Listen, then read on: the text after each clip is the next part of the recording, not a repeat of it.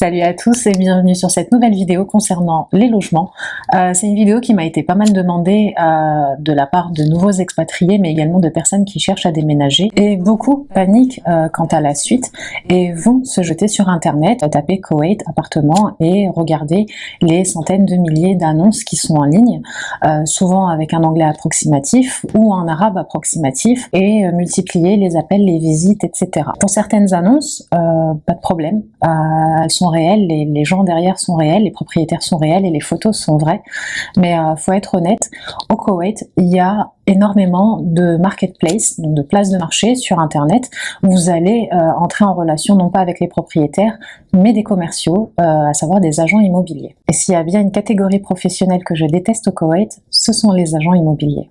Certains d'entre eux sont sérieux, ils connaissent les appartements sur le bout des doigts comme s'ils y avaient vécu, ils connaissent l'extérieur, les services, les parties communes, le voisinage, ils connaissent très bien le propriétaire, les employés qui travaillent dans l'immeuble, et en quelques jours, en fonction de votre demande, ils vont vous trouver 3-4 visites à effectuer dans la journée ou en 2 jours, vous donner même les bons conseils, l'affaire est bouclée, vous allez signer votre contrat et tout va bien se passer. Ces personnes sont professionnelles, malheureusement elles sont rares au Koweït. Et puis à côté de ça, vous avez des gens qui se trouvent une passion soudaine pour l'immobilier au Koweït. En général, ils vont découvrir les annonces en même temps que vous ou juste après vous. Ils vont arriver en retard le jour du rendez-vous. Ils vont faire en sorte de couvrir chaque défaut de l'appartement en allumant toutes les lumières, en vous imposant une direction pour la visite. Ils vont vous faire éviter de visiter le parking souterrain en vous disant non, mais il est occupé, mais t'inquiète pas, il y a des places. Et ces agents-là vont ensuite vous contacter tous les jours, toutes les heures, toutes les minutes sur WhatsApp, sur ce que vous voulez, pour obtenir leur demi-mois de loyer qui correspond à leurs honoraires, voire même plus, puisque il y a quelques jours j'ai rencontré un agent immobilier qui demandait 1 mois de loyer à la personne qui visitait l'appartement en face de chez moi. Première visite, le mec, le pauvre, il est au courant de rien, il sait pas encore s'il va le prendre ou pas, qui doit déjà payer 1 mois de loyer pour les prochaines visites. Et c'est un vrai fléau, c'est un vrai problème pour beaucoup d'expatriés, surtout quand on arrive la première fois. Et si ça l'est, et s'il y a autant d'agents immobiliers qui se découvrent comme ça, fans de l'immobilier, c'est parce que le métier d'agent immobilier est très peu réglementé au Koweït. Moi, j'ai déjà vu des agents immobiliers prendre la caution en garantissant, voilà, je prends en cash, comme ça je vais aller le remettre au proprio, prendre ses frais d'honoraires, parce que bien sûr, il va pas y aller s'il n'est pas payé, changer son numéro de téléphone et se barrer. Véridique. Et j'ai même vu des agents signer des contrats de location où son nom apparaît en tant que copropriétaire ou co-gérant et donc responsable du versement du loyer. C'est-à-dire que l'intéressé, une fois installé dans l'appartement, va verser le loyer à cette personne-là qui, elle, va garantir le versement du loyer intégral au propriétaire. Sauf que souvent, le prix réel du loyer est inférieur à ce que vous allez verser. Il se prend une commission tous les mois sur ce que vous allez verser, en plus de la caution, qui par défaut en général dans ces cas de figure elle est perdue. Vous allez peut-être même payer davantage à la fin de votre contrat parce que bien sûr il y aura des dégradations soudaines inventées de je ne sais où, et les frais d'honoraires que vous aurez payés avant même d'obtenir vos clés. Maintenant que je vous ai bien fait peur avec les agents immobiliers, je vais vous rassurer un peu, il est tout à fait possible de trouver son appartement seul, en ayant beaucoup de bon sens, un peu de logique, un peu de connaissance du pays, et surtout un peu de curiosité, puisque la première chose à faire, si vous cherchez des appartements dans un secteur défini, admettons Salmiya, et que vous sélectionnez 2-3 blocs, l'idée c'est de rentrer dans les immeubles qui vous plaisent le plus, de demander à parler au gardien ou au gérant de l'immeuble et de visiter les appartements disponibles. Je sais qu'il y a plein de personnes qui ont peur de ça, mais il n'y a aucune inquiétude. Vous rentrez dans un immeuble, souvent, alors si c'est pas le mec de la sécurité, parce qu'il y en a de plus en plus maintenant dans les immeubles, c'est un peu à la mode. Vous avez tout simplement le gardien qui va venir, même s'il parle pas bien anglais, il connaît 2-3 mots en anglais. Vous demandez s'il y a des appartements disponibles. S'il y en a, c'est le premier qui va appeler le propriétaire, le vrai propriétaire ou vous le commercial qui représente le propriétaire et qui appartient à cette société-là, et qui vous ouvrira les portes, qui vous fera visiter le ou les appartements disponibles en fonction des étages qui sont dispo, et vous n'aurez rien à payer pour ces visites-là. Vous êtes nombreux à visiter les appartements et à demander la superficie. Je peux comprendre, surtout quand on est français, c'est cette habitude quand on visite des biens immobiliers, mais au Koweït c'est pas important. Il y a même des propriétaires qui savent pas ce qui les intéresse pour estimer la valeur du bien, c'est le nombre de chambres, l'emplacement de la cuisine, le nombre de salles de bain, etc. C'est certainement pas la superficie. Ce qui importe, c'est de vérifier de manière pertinente, logique, chaque pièce de l'appartement. Et pas de faire comme beaucoup, on regarde avec un œil chaque pièce par politesse parce que le mec a ouvert la porte, il allume les lumières, on est poli, on regarde, et que derrière notre seul intérêt c'est d'aller voir la super salle de sport qui au final n'est pas superbe, et la piscine en pensant que oh, super, j'ai une piscine, c'est l'extase. C'est pas le plus important, en tout cas ça ne devrait pas l'être au moment de la visite de votre appartement. Il y a des choses indispensables selon mon expérience, c'est l'état global de l'immeuble, vérifier les odeurs, la propreté, les ascenseurs, l'accès aux poubelles extérieures, vérifier le ressenti avec votre gardien. Si vous êtes en famille, c'est hyper important que vous établissiez un peu une relation, un premier contact avec lui pour voir un peu son état d'esprit, s'il est sympa, si c'est un connard. Vérifier le parking, c'est hyper important, mais vérifier le parking pas en regardant d'un coup d'œil.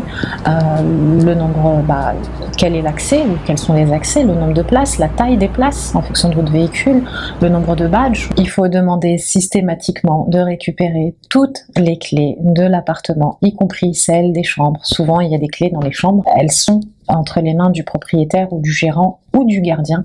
Vous devez absolument les récupérer et les changer. Surtout si ce n'est pas un appartement neuf. Vérifiez la taille du séjour. Je vous ai dit la superficie n'est pas importante, mais de visuel, vous allez pouvoir avoir une estimation de la superficie de votre séjour, mais également des chambres. Je sais que ça fait bizarre quand je le dis, pensez toujours à éteindre toutes les lumières quand vous faites votre première visite. L'idée, c'est de voir si l'appartement est lumineux. Bon, quand vous avez pu voir un peu s'il était lumineux ou pas, vous allumez certaines lumières pour pouvoir vous y retrouver. Si vous passez par un agent immobilier qui de lui-même décide d'éteindre la lumière pour vous montrer, voilà, c'est un appartement qui est plutôt sombre, il a pas mal d'avantages, c'est son seul défaut, un, cette personne est honnête, et deux, ça va pouvoir être un argument pour négocier par la suite le coût de votre location. Alors, le nombre de chambres, ça paraît évident, 2, 3, 4 chambres.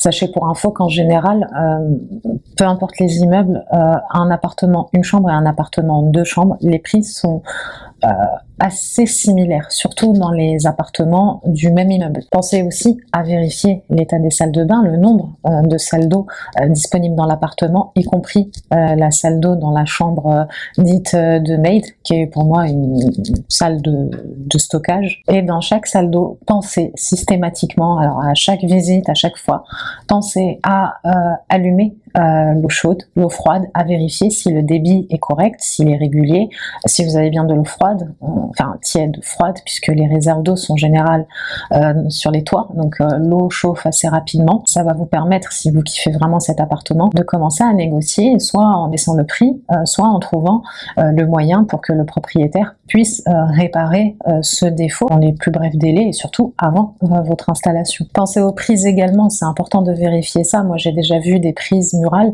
installées à 1,80 m du sol. Je vois pas l'intérêt, si peut-être pour installer un routeur. J'ai également vu des prises murales installées à quelques centimètres de la baignoire avec la possibilité d'avoir de l'eau un peu partout et donc de s'électrocuter. Vérifiez s'il y a un accès internet, si vous avez des prises correspondantes dans les pièces qui vous intéressent pour avoir accès à internet. S'il y a une arrivée pour une antenne télé, pareil. Vérifiez l'état des murs. Alors vérifier l'état des murs, c'est pas juste regarder un coup d'œil et se dire oh ça va, c'est qu'une petite fissure. C'est de vérifier si vous sentez un peu d'humidité, de regarder s'il n'y a pas de la moisissure derrière les cadres de lit, derrière les portes, etc. C'est de voir si la peinture a été faite récemment, si ça cache un défaut, si c'est juste pour couvrir une fuite d'eau qui a eu lieu il y a quelques semaines, ou si c'est vraiment une peinture en guise de rafraîchissement pour votre prochaine installation, sachant que vous pouvez demander un rafraîchissement tous les ans à votre propriétaire. Il peut vous refuser la couleur et vous imposer la couleur qu'il a validée dès le début, mais le contrat prévoit systématiquement, et ça c'est dans la loi, de rafraîchir les appartements une fois par an. Autre conseil, ça c'est quelque chose que j'ai vu avec la super agent immobilier qui a visité mon immeuble il y a quelques jours, on ne loue jamais un appartement sur plan. J'ai pas compris ce qu'elle a voulu faire.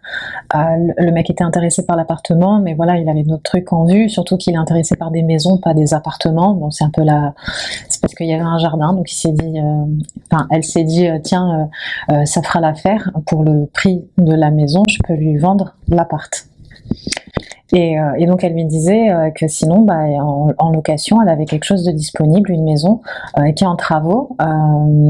L'étage est quasiment terminé, c'est-à-dire qu'ils n'ont pas construit tout l'étage, mais qui peut commencer à louer dès le mois prochain. Ne prenez jamais un appartement où vous voyez que tout est en travaux. Vous faites une contre-visite le jour de la disponibilité et de la remise potentielle des clés pour soit confirmer, soit changer d'avis et vous barrer. Et en aucun cas, ne payez quoi que ce soit. Il y a un truc que j'ai vu récemment qui m'a choqué parce que la personne s'est fait avoir. C'est des agents immobiliers qui, en plus de faire toutes ces conneries-là, vont vous dire si vous aimez bien cet appartement, en général ils le disent quand ils vous voient avec les yeux qui brillent, vous appelez votre conjoint hyper pressé en lui disant « Ah, j'ai trouvé un super appart, il me le faut ». Ils vous demandent souvent de signer un bout de papier dans lequel on vous impose de payer 15% du loyer ou 10% en signe d'engagement et d'intérêt. À moins que ce soit indiqué dans le contrat comme un prépaiement du loyer à venir et que vous avez déjà confirmé la signature et donc vous avez les clés entre les mains, ne signez pas. Elle a payé les 10%, elle s'était 10%, les honoraires de l'agent, parce qu'elle était tellement contente, elle s'est dit je vais le payer comme ça il va être fidèle, la caution, et elle était sur le point de payer le loyer. Sachant qu'un mois de loyer était je crois que c'était 680, ça fait cher payer pour visiter sans s'installer en fait. Meublé ou non meublé, tout dépend en fait de vos conditions d'arrivée. Si vous arrivez avec un conteneur, évidemment vous allez choisir un appartement non meublé, vous allez l'aménager au fur et à mesure en fonction de votre conteneur quand il va arriver. Il y a certains appartements qui ne peuvent pas être loués non meublés et des appartements qui ne peuvent pas être loués meublé. Donc il faut être clair dès le début avec le propriétaire et lui demander si notamment vous voyez des meubles, s'il est possible de les retirer et donc d'ajuster le loyer puisque une partie du loyer correspond à la location des meubles. N'hésitez pas quand vous visitez l'appartement pour vous aider à vous projeter, à prendre des photos, voire même à filmer. C'est hyper efficace, ça vous permet de vous rappeler où se trouve le salon, les pièces, la cuisine, les salles de bain, etc. Pour les autres qui n'ont pas de conteneur comme moi et qui doivent acheter sur place, comme j'ai fait il y a pas mal d'années, la solution la plus simple c'est de vous rendre à soit H&R, donc vous avez pas mal de magasins de mobilier, le plus célèbre étant Ikea, je crois que c'est Dajij et H&R, vous avez pas mal de magasins soit de seconde main, soit des petites boutiques où vous pouvez justement récupérer du mobilier qui vous plaise dans des magazines, sur photo, sur internet, et demander au menuisier de vous reproduire quelque chose d'assez similaire, un petit coffre pour les jouets des enfants, une petite table basse, etc. Maintenant, si vous voulez tout le mobilier, c'est un peu compliqué. Vous pouvez également récupérer du mobilier à très bon prix sur les sites d'expatriés sur Facebook, tout simplement. Il y a eu pas mal de départs, il y a encore pas mal de départs. Il y a des personnes qui ont laissé leur mobilier et qui l'ont confié à des amis. Je vais vous mettre les liens des groupes en barre de description, vous pouvez aller les consulter. Après, pour ceux qui prennent un appartement déjà meublé, entièrement équipé, je sais par expérience que ça peut être un sujet de discorde, plutôt une guerre froide, parce qu'au début on voit les choses, ça nous plaît, on trouve voilà c'est mignon le canapé, ok, la petite table, ok. Puis quand on s'installe au bout d'une semaine, on se rend compte que le montage du canapé n'a pas été correctement fait, la machine à laver n'a pas été correctement installée, la table basse, finalement, les pieds ont été recyclés échangés avec une table complètement pourrie et humide. C'est pas parce que les meubles sont déjà installés que vous ne pouvez pas les changer. Vous pouvez pas, dans certains appartements, retirer tout le mobilier, mais vous pouvez en retirer une partie ou les changer. C'est la même chose pour les équipements. Quand je dis il y a des appartements meublés qu'on ne peut pas louer non meublés, c'est vrai, mais vous pouvez les louer semi-meublés. De même que les appartements non meublés, vous pouvez les louer avec tout l'équipement, l'électroménager. J'ai perdu mes rushs grâce au petit chat. Si vous avez suivi les déboires sur Instagram, voilà.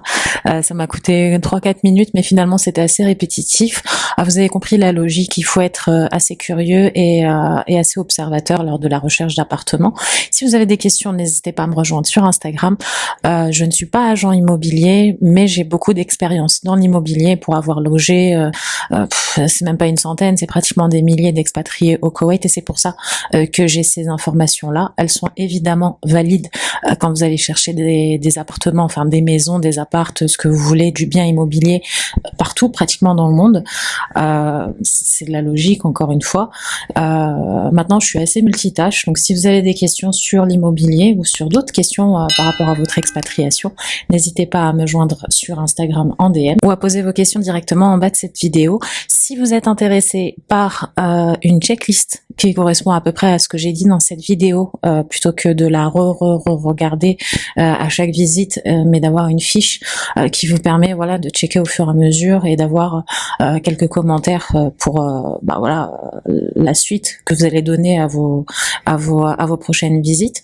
N'hésitez pas à m'en parler. S'il y en a plusieurs, je ferai peut-être une liste, une checklist à télécharger directement sur un site ou un truc comme ça. Et voilà, restez curieux, restez prudents et rendez-vous dans la prochaine vidéo qui est déjà en cours de tournage.